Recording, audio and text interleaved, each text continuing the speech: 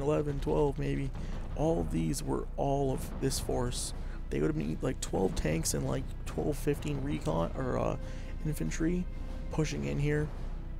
Would have easily killed Cyrus, and then you got all you have is a 2v1 against Kickass, and the game was over right away at the 13 or at the 12-minute mark. I think this is a 25-minute game, but I could be wrong.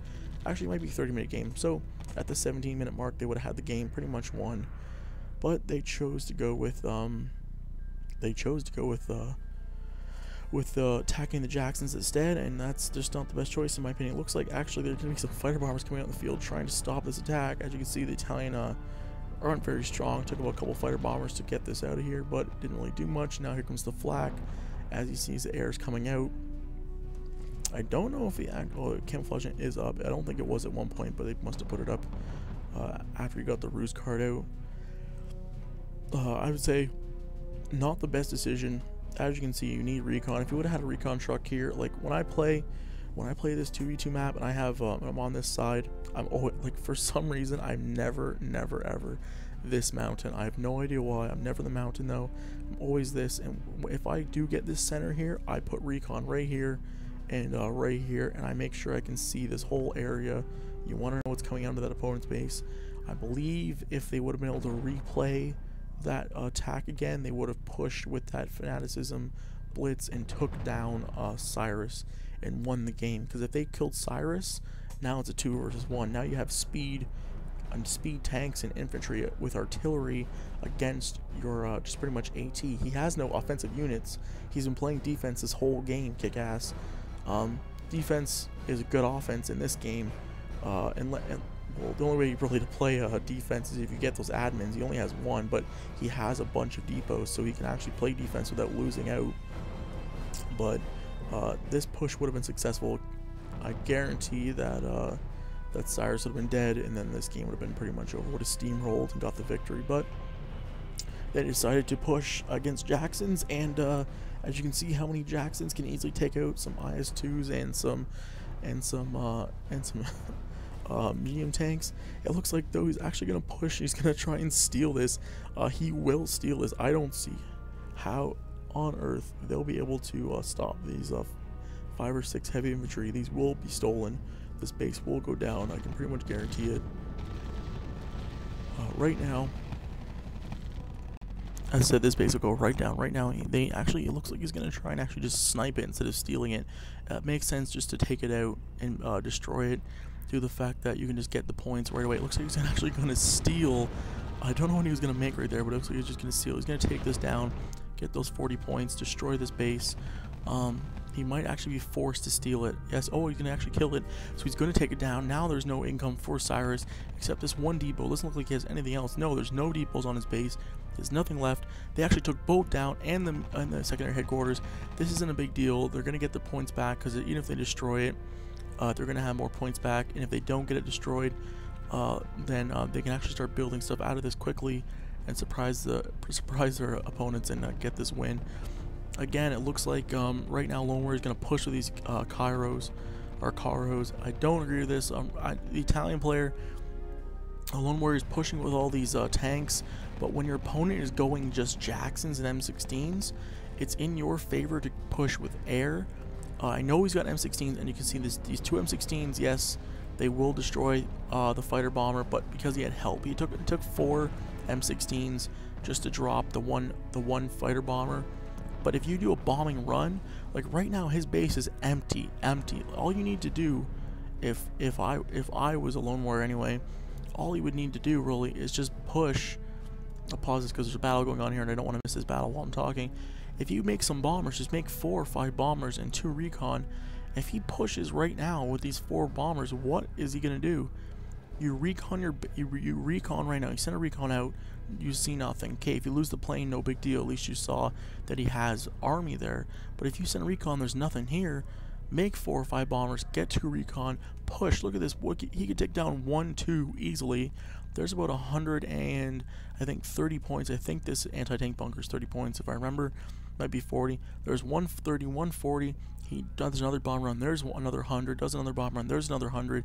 He could take out all of this except for obviously the HQ. but he could take all this out. Now there's no more Jacksons.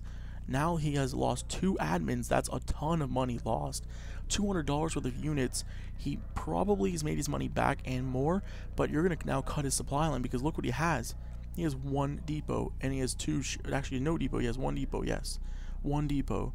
If you take out both these admins, even if you lose all your planes, it doesn't matter. If you lose all your planes, if you lose all 5 and plus the 2, it's not a big deal, because if you have admins yourself and they still have depots running up here and they still can grab these 2 depots because they have the center of the map. Now they have the center. If he bombs it and he loses every bomber, no big deal. I know it's a big hit economical wise, but now they have no mining. They have no mining going on, no resources. They have the center of the map. At least they can grab their own. As you see, he's grabbing one here and he's grabbing one probably right here. I'm just gonna go speed this up.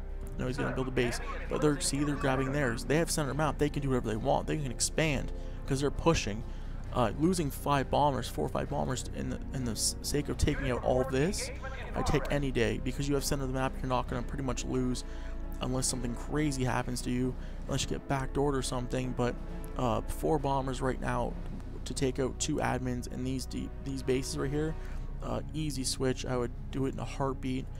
I don't know if he can seize it. He can't see it, but he has a recon plane right there. See what I'm saying? If he just flies that right here and sees what he's got, and he knows he has 2 right here, but if he flies it over and sees he's got nothing, I would make bombers, push those bombers, take the base down, and get that GG. There's been places in this game where they could have got a faster GG if they just would have maybe used a bit more tactics. It looks like they're trying to just steamroll straight in.